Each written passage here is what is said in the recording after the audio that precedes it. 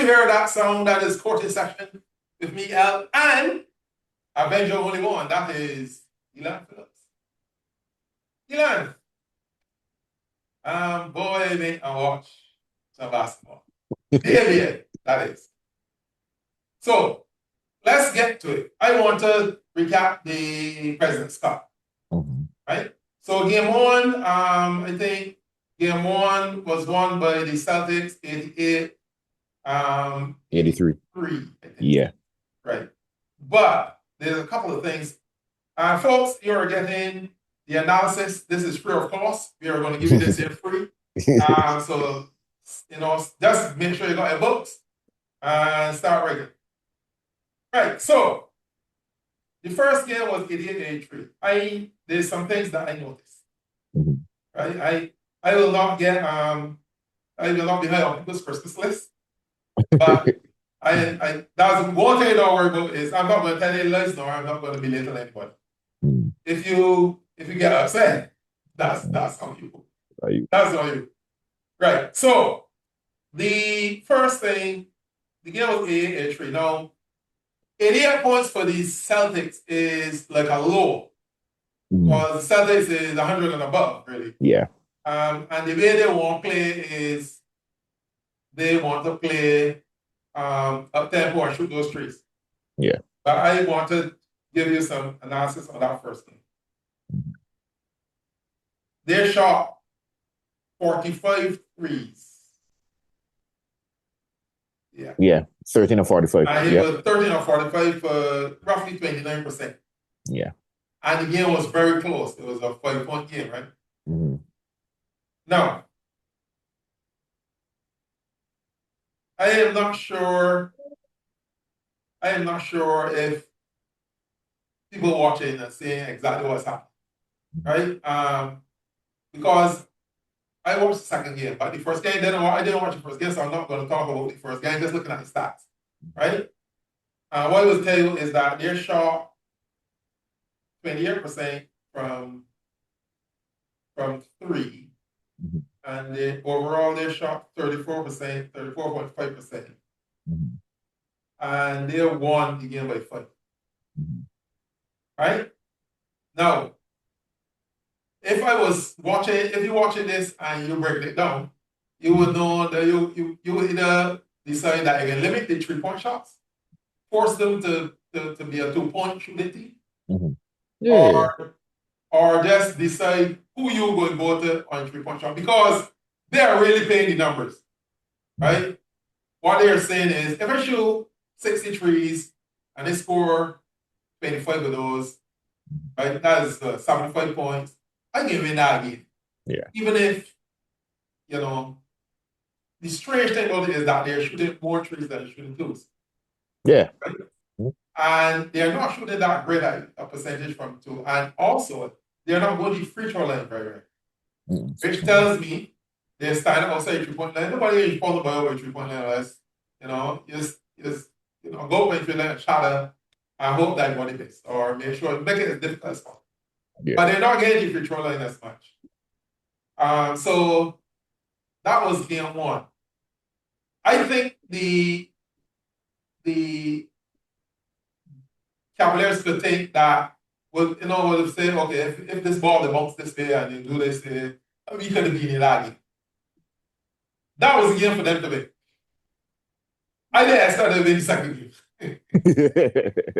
Because I always thought in my head, Cavaliers has to play an almost perfect game to beat Celtics offensively. They can always be aggressive defensively. They can make sure they score the ball in paint. The problem is when you're giving up threes, right? So the second game, it went to, let me see what the second game was. It was, 102 to 76. Right. Yeah. And in that second game, I watched that second game. First thing I'm going to say is that Celtics movement, the flowing, right? I mean, they're flowing really well, right? And they're playing the sort of style they want to play. I'm still not convinced that if somebody try to cover force them to be a 2-point shooting team as opposed to like sucking in. Because what's happening, I don't think teams really trying to understand how they will stop the first shooting streak. Right? They already get the basketball in the right side of the court. He penetrates, and the man on the right side of the court stop the penetration. Now he will kick to that way. Now, if that way is a shooter, he can go, there's no way boy can recover. So I'm not saying like people have to be able to rotate from the opposite side. Because I'm saying Darren, of all the craftiness he is and how great he's playing at point guard, he's still only 5'4". But let me say 6, right? So he has to pass the ball from that side of the court over to the other side of the court, right? Now, if he has to do that consistently, then you got a chance. If he can be able to just break it down and then when he wants to come kick, he can do that all night. I mean, he can torment it all night for that, right? So I think one of the things that gonna happen is that people gonna actually sit down and watch them play, get some video, look at his stats and decide how you can be able to beat them. That's one. The second thing is that I don't think Cavaliers have enough offense to beat the Celtics. And I tell you why. But then to win a game against Celtics, I think LeBron gonna have a big game. Phillips gonna have a big game. Zach has to have a big game. Ollie don't have to. Once Ollie don't turn over the ball, he don't really turn over the ball, but once he keep them honest, right? And then the people that coming off the bench be able to help. I don't think they've got enough offense to beat Celtics. But they can prove me wrong. I also think that the amount of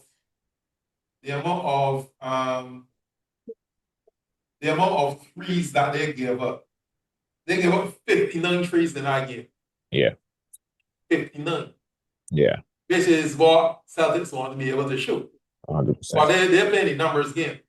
So they figure they was 30-something%. 35. So they hit 21 of 59 trees. Yeah, 21 of 59. That'll do it. That'll do it. Yeah. They lost the game in the first quarter though, because they gave up, if you check, they gave up 31 points in the first quarter. Yeah. Right? And again, we're already down 5. You're right. So basically, they were down 20 by after the first quarter. Yep. That'll do it. Right. And if you notice in the back of the box scores, Celtic scored the same number of points than them in the second quarter. 5 more points than them in the third quarter. And 6 more points than them in the fourth quarter. Yep. So it ain't like if it was like, the just blown away building. I mean the blown away building, but they lost the game in the first quarter. You get 31 points in Barbados in the first quarter, unless you fall asleep after that. Yeah. You're gonna be unless you give up 35, 31, and the other people give up 30, right? You're down 15 after the first quarter against a team that let you shoot threes, like don't think you can catch it. Yeah. And the closest they get to them after that was 9. Right? Yeah. But there's a couple of other things I want to say. I want to know if this is going to be the time when Celtics can actually, take a hold of the bacon. I think Cavaliers is not done yet. But I still think they are short another score. Right? I just think they're short another score, but they play good D. They're always in good shape. They play aggressively. And I think that combination could get you a couple of wins. But essentially, if you want to be Celtics, you got to be able to score at least 90 points, at least average. And then I talk about against footballs. I talk about against good teams, right? Once you could score that there, then you'll be able to compete. I think that's where they're having the issues.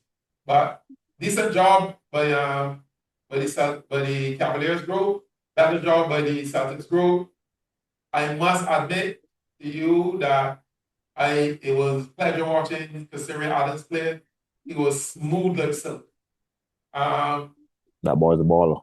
Yeah, he actually had a triple double in this game. Biggest. That might be the biggest. So I got for hair about it all the time, but that might be the biggest surprise of the President's Cup. Since I had 10 assists. He had 10 assists. Yeah, the worst, he said. Yeah, but he was playing really well. I mean, yeah, he was. He did torment them from the first thing. And he shot, I think he shot 60-something% from, let me see if I wrote it down. Right. In the first game, he shot 57% from 3 and 61 from 2. 11 for 18 from the field, yeah. He shot 57% from 3 and 52% from 2. He's been having a good year overall. Yes. And I must say that the fourth quarter, he missed a lot of easy shots. Right? Yeah, I told him that he could have had 30 plus. Yeah, easily. so he had 25 in 3 quarters, I think. They missed an easy layups. Enough. Yeah. But he they look a different horse when he's on the bench. Right? Yeah. So he's really pulling the way, and I'm glad to see he's really performing at this level. Because last year, I thought he had an okay season, but it was kind of subpar to me. Yeah. Basically, we know how he can be. But this year, he's really playing good basketball, and I'm glad to see that, and I hope he continue. Yeah. Yeah. So that was the President's Cup. Anything you got to add to the President's Cup there? Yeah. Just some things that I saw out of the 2 games. In that first game in particular, I think Devon had 33 in that first game, but it wasn't like an easy 33. I thought Celtics did a good job in the half court set of making him have to work for that. Like, you may think, he scored 33 and like that was like he was beating them really easily, but I think he got a lot of those off of putbacks. Not discrediting him. I'm just saying that it wasn't easy because he had 12 offensive rebounds, right? So a lot of them was him getting the crashing the board and putting back. He has a great second jump, so he's able to get off the floor very, very quickly after the first shot. But I thought that they made him work a little bit in that first game. Gavin had a fairly rough game offensively, 2 of 14. But yeah, they were staying in it due to the offensive rebounds. They had 28 as a team and stuff like that. Cisse had a good game in the first game, and Joel had 24 and 16, right? So then in the second game, you are down 5. So there's 2 ways that you can go about really in this aggregate format. You could think, hey, from the jump, you down by how much ever you are down, and you have to be aggressive and push it from the jump, right? Or you can say, you know what, don't let me think about that previous score. Let me just slowly start to chip away. Don't think of it as an 11-point deficit one time. Just try to slowly just win, or at least, as you were down 5, slowly win maybe the first quarter by 2, maybe second quarter by 2, all of a sudden you only down 1. Right? Because that was kind of the mindset that both had when we were down 11. Marston played the first game. Mars came back. We were saying, all right, we down 11 from the jump, and we got out to a very good lead. And just like that, the series was basically tight in terms of points. But I think the worst thing happened for Cavs is that they got out early from the late. Once you get out to that 10, that is no 15. I know you're really starting to try to, and then I thought the pace that Celtics played at made Celtics really out of control. Like, if you look at the turnovers that they had in I'm looking at the first game, sorry, in like the turnovers for Cavs. Cavs had 28 turnovers. 28 turnovers. Well, Otley had 9. Saeed had 6. Devon had 4. Like, that'll do it. That'll really do it. And in a game where you're already trailing, you can't give a team like Celtics extra possessions. You really can't. For those 28 turnovers are potentially 28 threes that Celtics can notate that they wouldn't have gone in the general flow of the game. You giving them more shot opportunities, and they were hitting, right? CSET had a triple double. Darren had a double double, had 21, 11, and then Darion had 9 offensive rebounds, 16 and 13 overall. Somehow you go try to keep it off your board. Joel also has 6 offensive rebounds out of his 7 the rebounds total, right? So it looked like there was a lot more sense of urgency from Celtics. Celtics looked like the team that was down 5 from the jump. Yeah, I think what they do, they don't want to make it again. Yeah, they really took the motivate from the jump, and Devon picked up a little bit of an injury in the second quarter.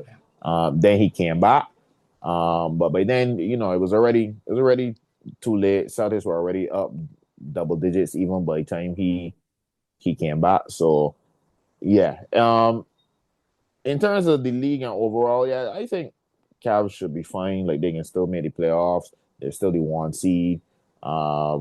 We see how it goes in the second round because that could play a factor in seeding in terms of matchups for the first round. But it will be interesting to see how Cavs respond. They were undefeated so far.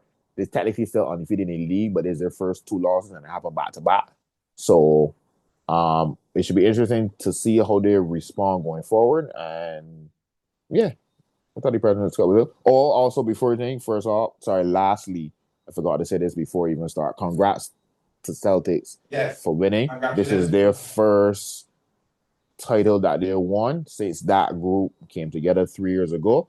So that should be Charlie's first title winning as a coach. So congrats to Charlie and some of those Celtics guys who now winning for the first time. Right. There's only one other thing I want to add to this. A couple other things. I like to see Yakob Phillips play. But he has to be more. He has to understand that he's more valuable for his team on the court than off the court. And I understand when your bad calls affect you more when you're down. Or sometimes have bad calls too. Yeah. But they're up.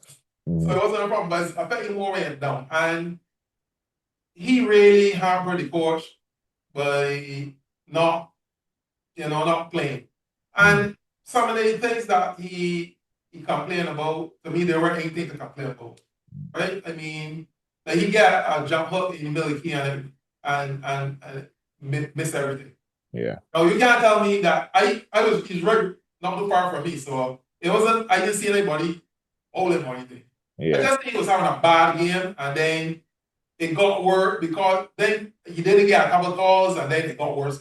He got to understand that he's more valuable to his team on the court. And also, if you have national aspirations that you should have, right, as a young, talented young basketballer, you can't be getting technicals for kicking the basketball. You understand? You got to show a little bit more temperament than that. Yeah. And I agree. Coaches watching that, you understand? Coaches watching that. You can't blame a coach. The coach don't want to take somebody overseas and then they do something foolish and embarrass the country. Right? You understand? So you got to understand that he's still young. I think he is 22 years or something, but he's still young. But he should understand that come and play. Things will not go away. That's how basketball is. And you bring like a ocean, the next night you look at your ring. That is basketball. You understand me? But the complaining and the thing, he's too talented to be complaining about the little petty calls. And he's a strong fella. The little petty calls that he get in. I mean, like, I see dunk on people fouling here, he still dunk the ball and all sort of thing. You don't understand, but you gotta understand that those are ways that you help your team. And if you're not helping your team offensively, you can help them defensively. And then because he was not in that space, the coach subbed and then he became an all-around and that put him, on more pressure. So I just want him to know that's what it's supposed to be. You got just be just exercise a little bit more temperament. I came in that game to see how he would play against Celtics, right? And he didn't perform as I would like, but I still in his corner. I still think he's a talented enough basketball player. They can turn it around, keep working at game, and get better, and be like somebody that people be looking at for our national team. Never know, right? All right, so that is the President's Cup. Yeah, so I must admit to you that it was an interesting game for me for the President's Cup. But even more interesting was the first game. The first game between the Bears and Warriors, right? Bears look like the team that Warriors should look like. You understand me? Like they look composed.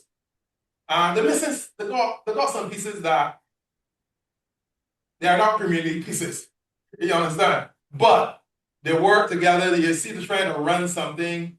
They try to run out the bounce plays. They try to run set plays and stuff. So they look more composed than Warriors. Warriors always look helter-skelter, and they always look like if that they were going to turn over the ball at any point, right? They didn't look composed at all. But the interesting thing about it is that last week, Lakers lost to the Schoolboys. Yep. Which means that the game between, if everything, they already beat, Lakers already beat Warriors. So the game between Bears and Lakers can decide who will go down. And Lakers is short-handed. Yeah. So they're under a little bit of stress. 1. 2, Williams from Bears, he's called Super. He told me that they will have something to say in the Lakers. Based on what we've been saying about Bears having the problems and the team coming out and going back down. So it's going to be interesting at the bottom. It's going to be interesting at the top, but the bottom is going to be very interesting. Because if Bears can beat Lakers, then Bears will stay up and Lakers will be going down. Yeah, because I think that matchup last time, Lakers only won by 6. I think Bears look a lot better. They look a lot more composed. I think Lakers was missing Lanks and Bears was missing Mark. Yeah. So apparently, Premise is hurt. Yeah. I am not sure about Lanks. Apparently, they only have 5 players in the last 2 games. Well, 5 and 1 and 16. Yeah, I don't know. Scott picked up.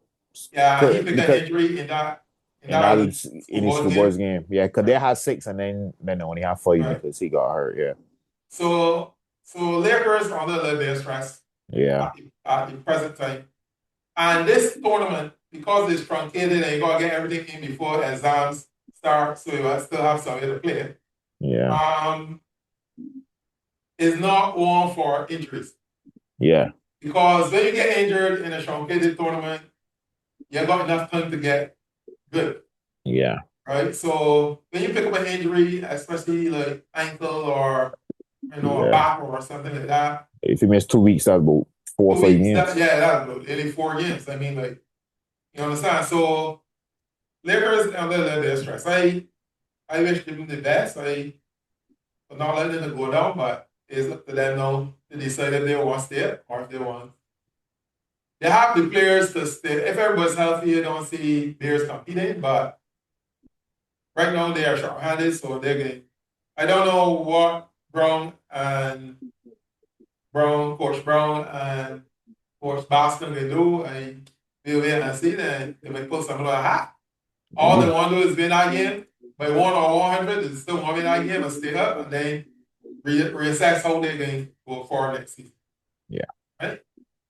Right. So that is the relegation picture. It should be interesting at the bottom, and it should be really interesting at the top. But we have decided that we can start 14th session a player of the week.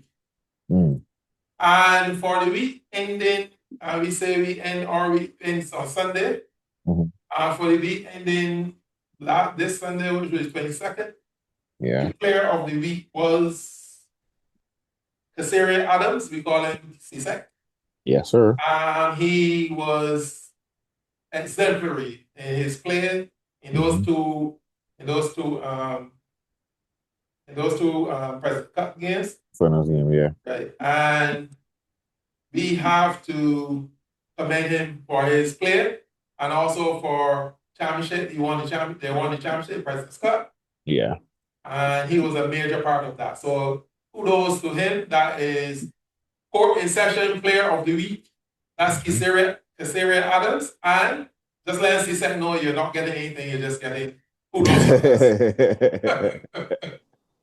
But we like to see good basketball here at court in session, and Yes, sir. I really enjoyed that game. He played that game smoothly, and it was a masterpiece.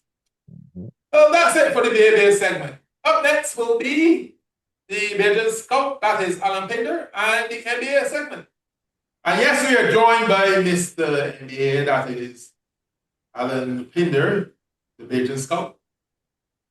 And of course, we're still here with, Avenger Only One, that is Kelan Phillips. Right. Sure. Alan, I can start with you. Lakers on a non-game in this streak. You really think there's contenders now, or you still pretending? I don't know if they're pretending, but I'm not sure if I'm convinced. Um, Still holding to my original position that there's a lot of offensive talent on the Lakers, particularly one Luka Doncic. And he's on a serious tear right now.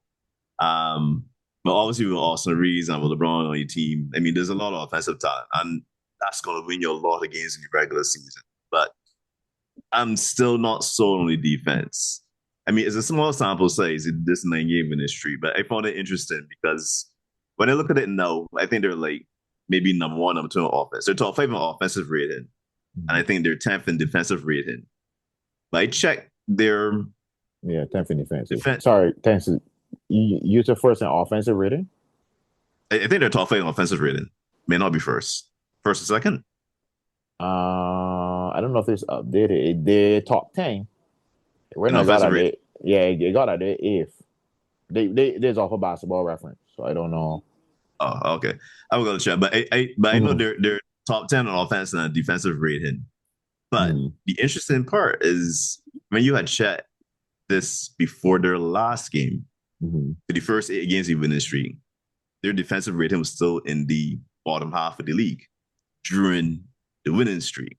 I think their offensive rating was, for the first 8 games of that winning streak, it was like 17th.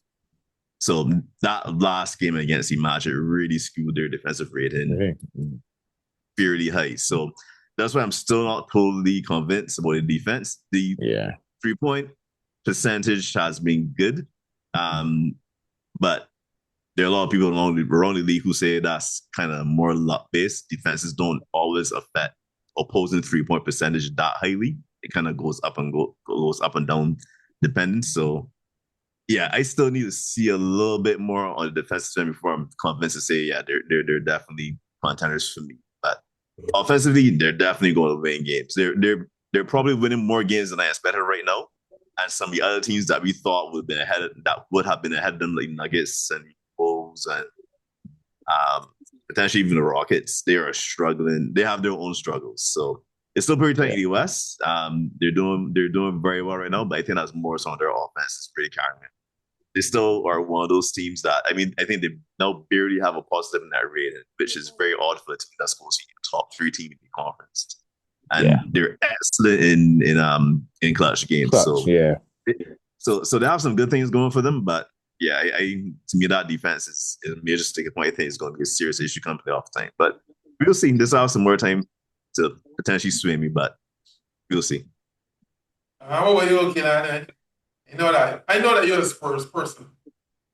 Yeah, so really and truly nobody in the contender. Now, I personally think, based off of who I think are contenders, I would have to say no for the Lakers, because I firmly believe that OKC, Spurs, I started to not be as high on Denver as I once was of late, but you got Jokic. and Murray in a 7-game series. If they're healthy, I still give them a better chance than the Lakers in the series, and that's out west. Out east, if Cade comes back, I still have the Pistons over them, and Boston is interesting because of how Tatum could possibly look. So those teams I have over the Lakers, I would have Lakers in the tier under them, right? As in, if you tell me Lakers versus anybody else besides those teams, I can see Lakers winning a series against those. But a contender means I think you're going to win 3-2, at least 2 series. Getting to the conference finals is where you actually see the contenders. And I don't think there are, for a lot of the points that Alan said, is like our offense. Our offense, they are one of the best offensive teams in the league. Like, that's no doubt. They have the talent. Luka is one of the best first quarter scorers I ain't seen a while.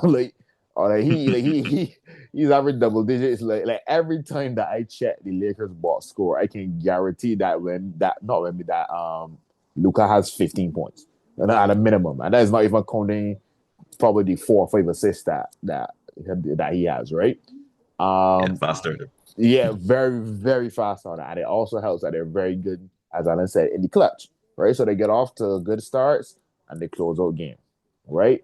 But as Alan says, like that sample size of their net rating just barely being over, I think it's 1.5 plus for a top 3 team. That's not the net rating that you would expect, especially when you consider that the other teams like in their range, like OKC's in double digits, Spurs was at 7.5, Pistons was at 7.9.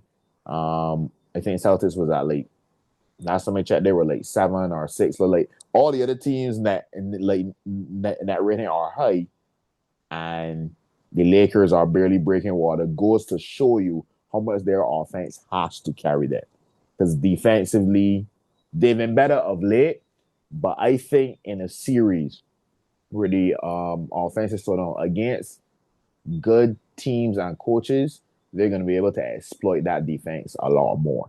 And I think that is going to be a problem, right? So their offense may be able to win them a series, but to continually do that over the entire playoff, yeah, I not so. Could they beat like the Rockets or like any of those other teams, the Timberwolves probably in a one series? I believe so. I truly believe that their offense is very capable. Luka is very capable of carrying a series alone, and that's not even counting like maybe Braun or Austin Reach chipping in. But I just think for an extended period of time, yeah, I don't see it. I'm going to ask you. I don't see them as a contender. I like the statistics. I just look at the actual team. Now, if you look at Lakers, right? LeBron playing defense, then it feel like Austin Reeves can defend, a cone, and Luka a cone +1, right? So my thing is when you get a series with a fella, you might win a first game, but he can go to look at film. He can be able to, look at the matchups, exploit those matchups. I can see them beating probably they are what they is now there are 3. Yeah. 6 Minnesota. I don't know if I can see them beating Minnesota. Don't But forget Minnesota beat them last year, yeah. Yeah. So Well, Vince my thing beat is, Jerome. I still don't count them. We gotta do the defense will have to be in the top tier to me to start thinking that they can be a contender. The contenders, you can see them. When you watch them, the contenders play is no way, that's a contender. When you watch Lakers play, you say, yeah, they participate. Right? So Marcus Smart has been helping them on that end. I think he has made a big impact on the defensive end, especially in the games that I watch. Just Marcus Smart, just like he's not the defensive player of the year that he once was, but he, especially on that team, like even a watered down version of him is the best defender on that team. So he is helping them in that regard, but how much, as you say, like their defense will really have to be top tier, and then for a 16 plus game in order for you to really they're think going that. to need dominating to really, you know. All right, see, this is where all right. We're talking with DeAndre in big 2026. Anyway, so that's Lakers. Now, I noticed they got the X side of the Spurs in the standings, meaning that they clinch a playoff spot, A right? shot ticket. And Wemby leads them into the playoffs. I want to know, you really feel he can take them further? Is he as good as advertised, or this is just you know, because remember this same team, well, not the same team, but his first year they were down the bottom. So I start you. Double waistline, no one double waistline. You know where to go. I started. You Kelan. Double waistline. You already know what the deal. Double waistline. Yeah, I think the Spurs, yes, are a contender, and it's not just from their matchup against OKC, right? I think just how they're playing right now. I think they're 20-2 in their last 22 games, right? As we speak, they're currently up 20 something on the Heat, right? So that's another win, obviously, for them. And one key thing in this last 20 plus game sample has been their 3-point shooting from some of the players, especially who were not seen as good shooters, but they're young, so they are developing. Like Dylan Harper in the last 22 games, his 3-point percentage has been either close to 40 or above 40. Castles has also gone up to about 38 in that stretch, right? Because they were below 30s, and now they are above 30 from three. Still not obviously a great 3-point shooter or even technically a good, but like I've heard from coaches and other stuff like a 20 game sample is be a good enough sample size in the NBA for you to know something, right? Because like especially with like for example rookies, like sometimes rookies is get out the gate hot, and then after a 20 game sample size or whatever, the playbook is then kind of come out on them, and then you slowly see them start to slow down. The really good ones is still break through, right? So is a good enough sample size for you to think, and that's just off of the 3-point shooting. Also, Carter Bryant, another young player who's off the bench, has been getting more minutes. Thing, but then Wemby is Wemby. I don't even know what like he's improved every year, and even in this season alone, you've seen his improvement. Like there was a game where he had against the Heat in himself. I think he had either 40 or close to 40, and he looks better now than even in that game, right? Because his impact is not just off of scoring, and I think that is what is getting some of the MVP talks miscued, because they're talking a lot about, oh, can he consistently score 30 every night? Well, one, he doesn't even play 30 minutes a game, right? Mm-hmm. And two, that's not his role, because if you look at how the Spurs play, yes, Wemby is leading the charge, and yes, technically they're in the second option, but many nights it's Castle, many nights it's Julian Champagny. Vassell is a very big part of them. Kelan Johnson off the bench, right? They still know who their two best players offensively are in Fox and Wemby, but that attack is coming from everywhere, right? And that is why Wemby is not going to necessarily dominate and average like 30 every single game. Like he might not put up 30 every single game, even though this last 20 games, I must say, his averages have been closer to 20 than not.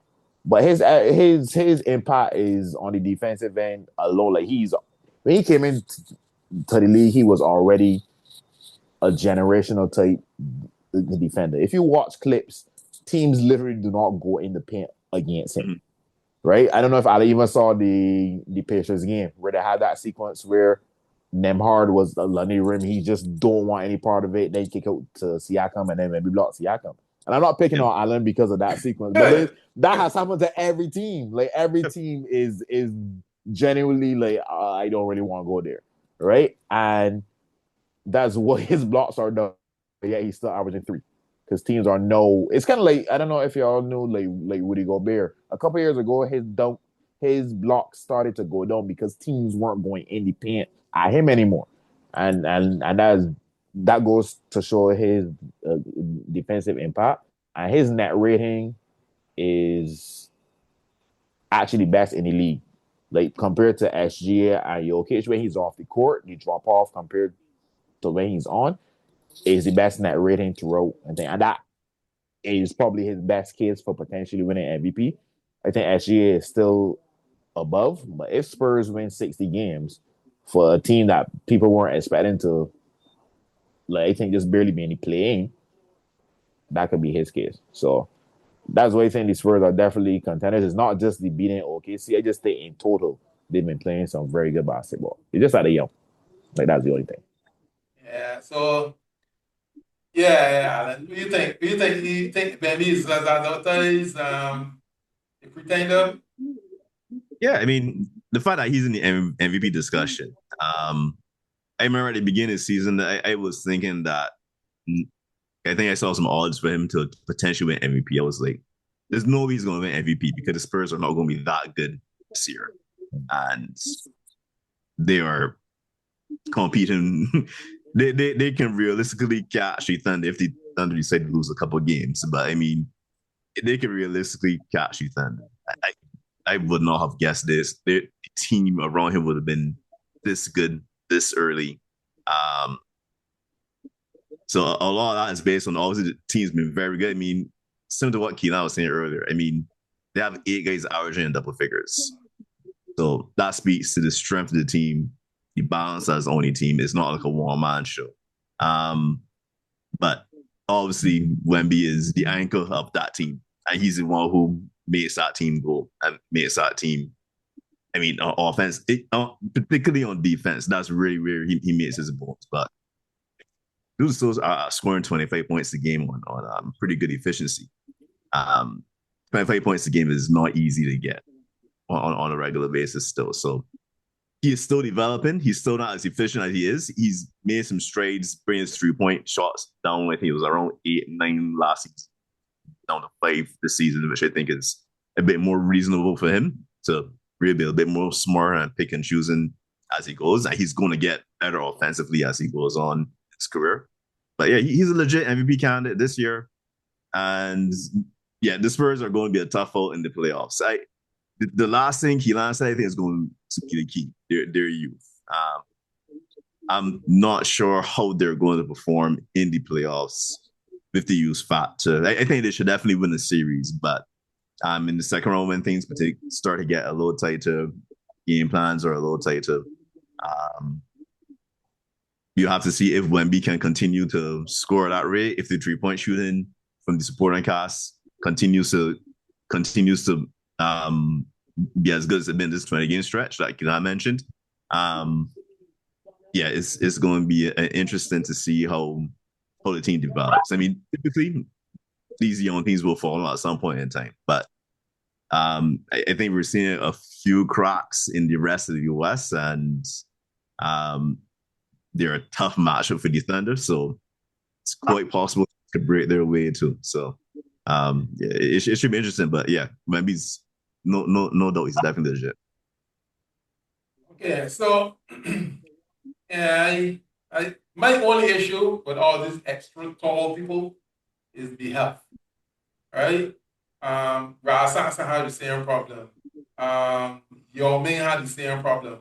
I mean, these extra tall people, and the Bull had the same problem. Like they are not, they don't be that durable to play 82 games or playing constantly all the time. They start getting problems with the joints.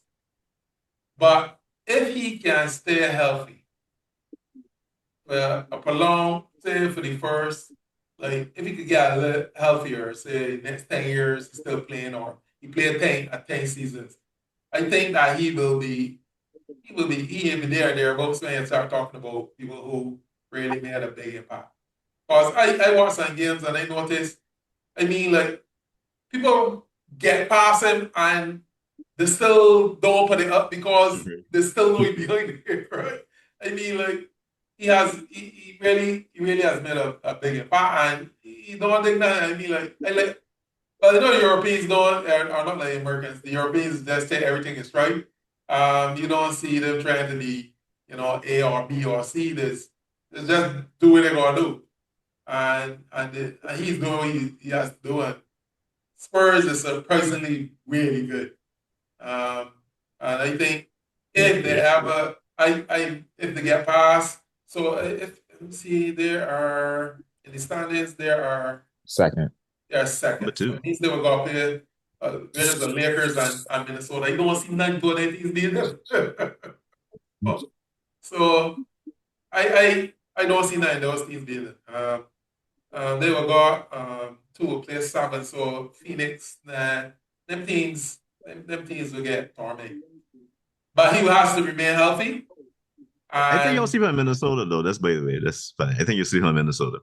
Well, Minnesota is from a team standpoint, I can understand why maybe people don't maybe sleep on them. From a matchup standpoint, though, they that series might be closer than you think. I think the Spurs and Wolves have had some interesting matchups during the season, especially when they had that duel when I had 50 and I think maybe had 40. So I think from a matchup standpoint, there could be some interesting. I still would pay obviously the Spurs to go through, but I think matchups is what might make it just a little bit more interesting and not just a young team, but a young coach. This is Mitch Johnson's really first year as the head coach. He basically had 75% of the year last year, but it wasn't his program. It wasn't his like concept. Yes, he was the assistant, but he's not really putting in like his stuff. And he's done a great job so far. But yeah, that could also be a nice little test for them in the playoffs as well. Right. So now we can segue right into the playoff picture. So if the playoffs finish today, right? In the playoffs finish today, first thing we got, let me start with the West. First thing we got, West we got playing with Phoenix, LA, Blazers, and Warriors. Blazers and Warriors playing one another. That should be an interesting matchup. And Clippers and Suns, that will also be a very interesting matchup. I think I will still pick the Suns. And of the other three, I ain't really sure who I would pick.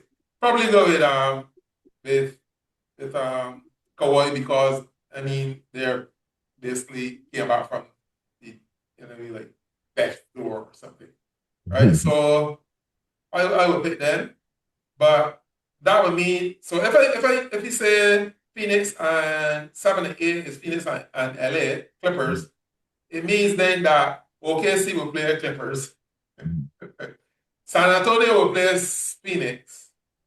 Lakers will have Minnesota, and Houston will play Denver. Yeah. And those matchups.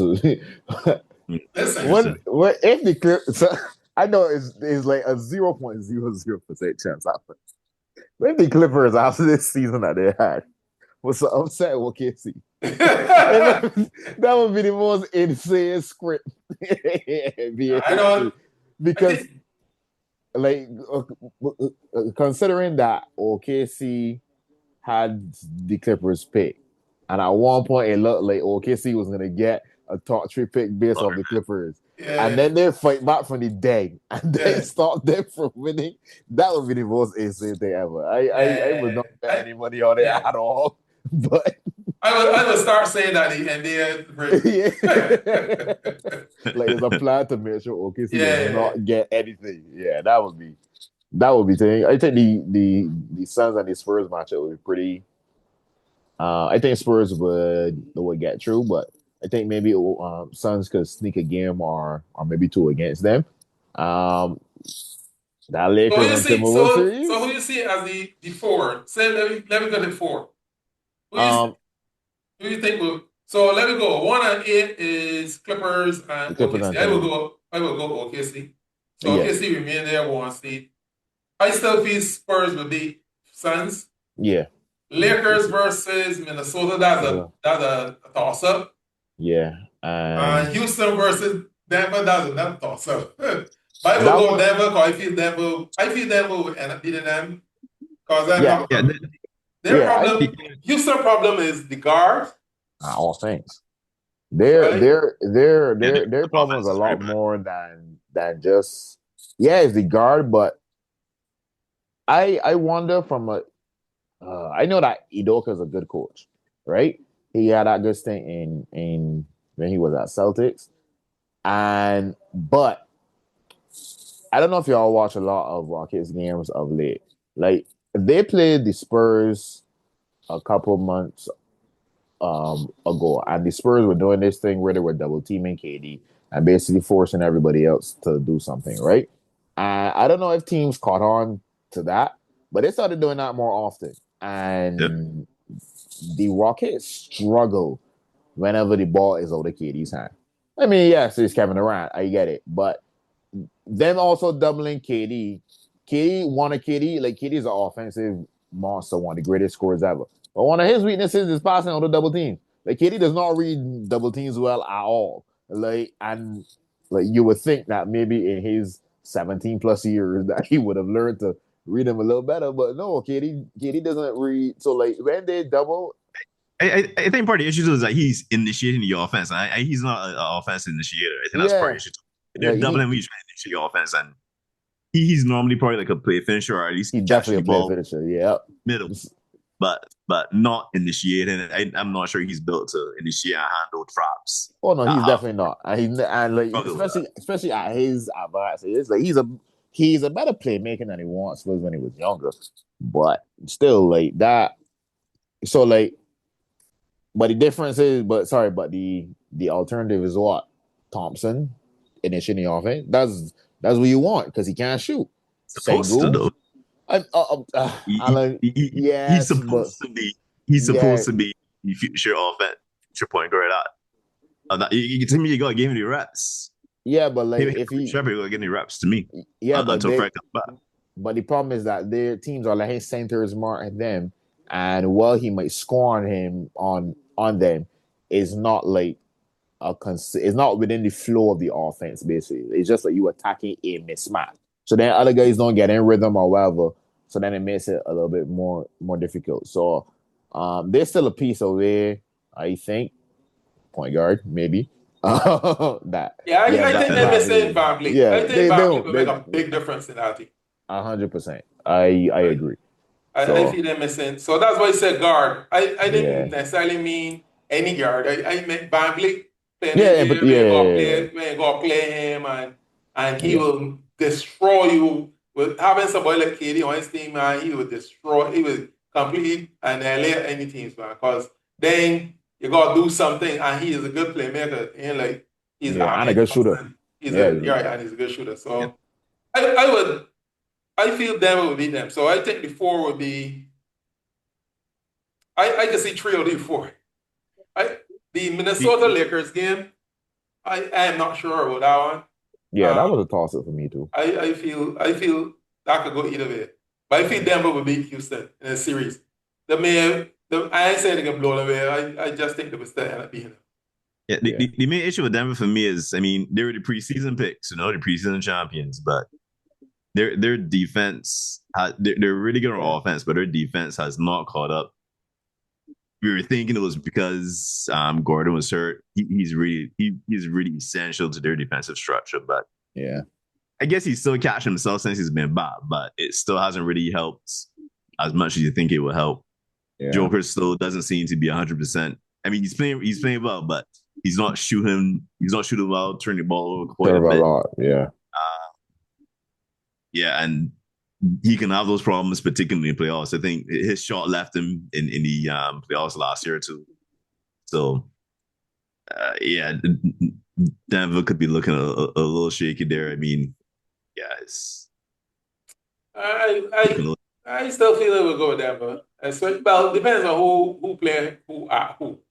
I think if they're playing in Mahal City, Obviously, and Mahal City and Denver has the the advantage, I feel that Houston will struggle. Yeah. So I can see That, the four and then the Lakers thing. Now in the East though, mhm. I don't want you to go far down and start with who can count the best. No, But no, in the no. East, I was only gonna say that the 4, 5, 6 still really up. Like they only like a game separated, so a yeah, lot of those matchups could could easily change. change. Yeah. And then in the East now, I'm unfortunately Pistons lost their piston, and so the Pistons and the Pistons won by a clinch a playoff spot actually. All the other letters at the other side is East. Yeah. Who get eliminated. But so it's Boston now is 2. So let me say Mhm. playoffs starting today. Mhm. The playing will be 76ers, Magic, Heat, Yeah. and Hornets. Hornets. Magic Bulls and and playing. 76ers, I will give 76 the edge on that. And Heat is one of those all foolish things they really don't want me playing no thing. Mm. So Yeah, and Hornets kind of hot too. right. Where So I would I may be soft on the Heat, but I think the Heat. So I would say Philadelphia and Miami Mhm. for the 7 and 8. So then Pistons will go play Miami. Well, I'm not sure about that, because those Hornets have been really good. I think the Hornets are going to crack that topic. Okay, But so it's let me possible. say Hornets is the Hornets, right? Mhm. Instead of Miami Heat. The Mhm. Pistons still gonna play one and good. Yeah. I Especially don't if think the Kid Pistons is. must see Hornets in the first round. I would hate to know the guy being in the first round. But it could Yeah. be possible if Kid didn't play. I don't think they want to see Hornets in the first round with Kid no kind of off injuries. Yeah, I think the Pistons would actually rather Miami. I'm not even gonna lie. I think the Pistons would actually like it's so funny because I think the Hornets next year you could maybe pencil them in for a top 6 slot in the playoffs. And that sounds weird because the Hornets, but they were injured early up. I think they found something in terms of how to play and gelling with that team that they have there.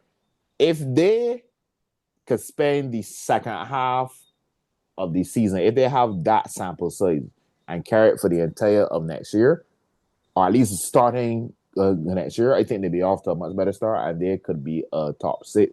I especially if they get like another young piece from the draft or whatever the case is. But yeah, I think Pistons would rather Miami than Hornets, which is funny because Sportstra is always in a playoff setting. It's not something that I really want to see, but I get it. The Hornets are playing really well right now, Yeah. so yeah, I Let get me it. see. Yeah. And then Boston will play Philadelphia. Philadelphia. Who? Um, that would be an interesting matchup. I feel that will do the distance, but I think I give Boston the edge. Yeah, especially if MB plays. If MB, Yeah. if If they 76 happen is to be healthy, healthy, if they are healthy, that should be a very interesting series. If it is not, I think Celtics should win easily. But that one is just a weird one because if Embiid plays, I think Vucevic is. Oh, not saying that Vucevic was like a defensive thing, but like he's another big body at least for because after he um didn't give me enough. creator it can be Luca Garza. It's like just some young kind of inexperienced people. For but still, I'm still taking Celtics. But really, I would still take I Celtics still feel 10 Celtics 10. will get, but Celtics just to me still got a little bit more than Yeah. Philadelphia. Then New York will play Atlanta, Atlanta. who would have thought? Like 11 years Atlanta, ago, they, who would have thought? yeah. Uh, I don't know. New York is doing New York things, but I still feel they will get past Atlanta. yeah. Yeah, I think they should. Yeah, I think so too. And Cavs playing the Raptors now. I'll be honest with you, the way that the Cavs is playing the playoffs, right? and then you add James Harden. Right? To choose them in a playoff series is like that would be like lotto. my I only think, thing is the Raptors. Yeah, I think they should get to the Raptors. the Raptors alone offensively they could be very very here or there. And Yeah. once Jared Allen gets back from this injury, is this knee tendonitis he has? if he gets back and he's good to go, then yeah. If he's not quite there, then yeah, anything can happen with the Cavs. Yeah. They kind of struggling without him sometimes, but Yeah. they definitely need him. Assuming good health, yeah, I think they should be able to handle the Raptors. Okay, so it's still the top four will still be the top four. You think then? It will be Detroit, Celtics, Knicks, and Cavaliers, depending on if they're healthy. Yeah, I think the first round matchups are a little bit more clear than out west. I think west there is some either way, but I think because like for example, if you go Lakers and Timberwolves, we don't know who might necessarily be favored, or even if it's a favorite is this much. I think all of the top seeds in the East should be favored pretty easily. I think the closest one might be the Cavs and Raptors, but or maybe 76ers if they are healthy. I think Celtics will be favored, but probably a lot closer. All the others, I think, should be favored pretty easily. All right, well, that is the playoff picture. I do think that's on the West and the East side, though. I think there is some potential for some upsets. You guess we have to see how it develops, but I think there's some potential for some upsets. You there's potential for upsets? Some March Madness? I think some people can go home upset. But so we'll see. We will see. We'll see. I think there's some potential for some upsets there. We'll see. All right, we'll see. Actually, you know what? We try and see if we can do a playoff bracket. See what happens. I say yes. According to session playoff bracket and see how we do it. We'll see though, because we are innovators here, so we do it. Right. So it's pick 5. You can't leave unless you have pick 5. Well, 2 weeks ago, I must admit it was a fairly good round for everybody. But the best was Kelan, but he was 5 or 5. I mean, of course, guys. Come on, guys. Everybody else was 4 or 5. Come on, guys. He was able to take that one. Now, this week, pick 5, New Orleans and this is Tuesday, New Orleans at New York. New York. I'm going to go with the Knicks. Although the Knicks do Knicks things like that. Yeah. Wednesday, Houston at Minnesota. Ooh. Houston is at Minnesota. Interesting matchup. That's an interesting matchup. I gotta go T-Wolves. Yeah, Alan's been I seems to really like playing against like his idols or whatever, like Steph and KD and Bron. So he has potential to go off here. So I can give it Timberwolves too. Yeah, they give it Timberwolves, but I since you don't know, so I ain't gonna use. Thursday, Sacramento or Orlando. Anyway, so Magic. The Kings are probably trained to lose at this point. Pretty much. All right, so everybody gonna leave Orlando. Friday, Atlanta at Boston. That should be a nice little test. Atlanta at Boston. That should be a nice little test for the. I could go on a limb here and City Hawks. It's like I put in the L. I ain't got no rhyme or reason or whatever. You just go on a limb. I just get on a limb. And choose the Hawks. Yeah, I'll go Boston. You get Boston? Yeah. I get Boston too. And then Saturday is Chicago at Memphis. Just battle mid. Or less than mid. It'll be less than mid. Are any of these teams actually trying to win? Bulls realistically? 12. Bulls are 28 and 42, and Memphis is 24 and 46. Yeah. Yeah, both on 2-game losing streaks. I can go Bulls. Yeah, both. Oh, you, Alan?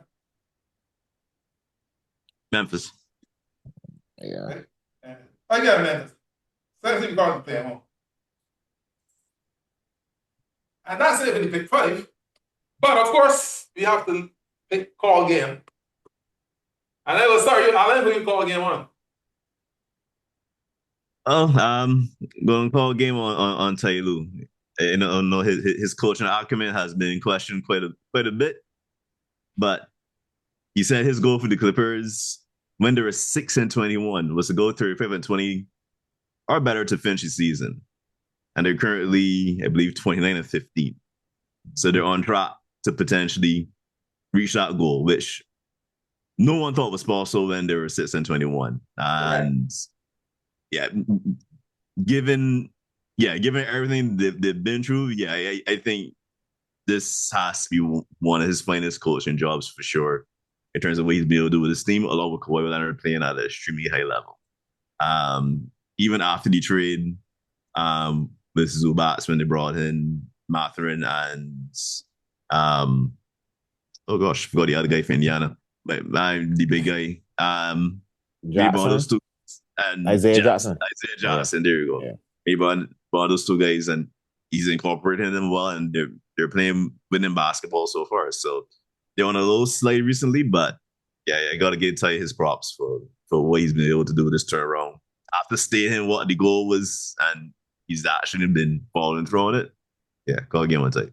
Yeah, what were you, Alan? Sorry, Kelan.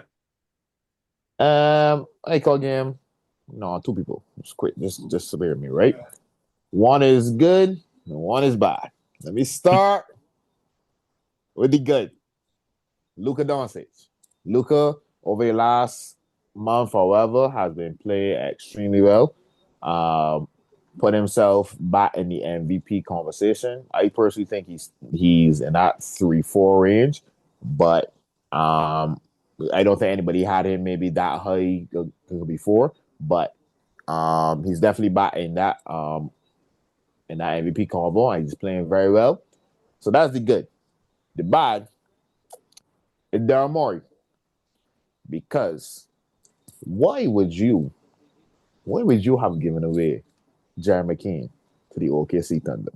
Lord have mercy. The one thing, no, when the Spurs, when the Spurs and the OKC were matching up, and even in some of those biggest OKC games in general, Caruso and Dort were kind of the players that you wouldn't mind taking some of those threes. Like, I think the second Spurs game, Caruso shot like 12 threes, went 2 of 12. Spurs were happy with that.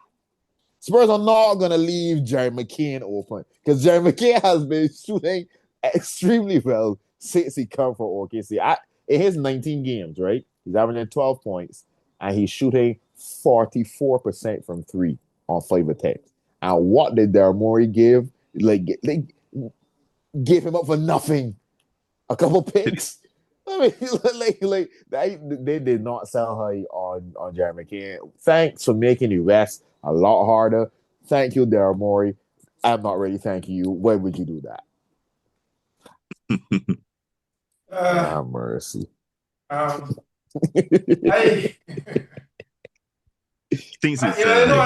now heavy into the cricket thing, so I want to call a game on Haley Matthews. I think Haley Matthews is like probably the one of two people that are international cricketers in the Caribbean. Because there's a number of people who play international cricket, and then there's international cricketer. She is an international cricketer, right? And I don't think she gets enough kudos for, all the stuff she has to go through, because we are still floundering in mediocrity when it comes to our second-base cricket. But she has been a beacon of amongst all the chaos. And I call game on her, and I wish her all the best going forward. She is probably the best, if not the best, one of the best international cricketers in the Caribbean right now. So yes, Haley Matthews, I call game on. And that's it for our courting session. And for right now, the court is adjourned.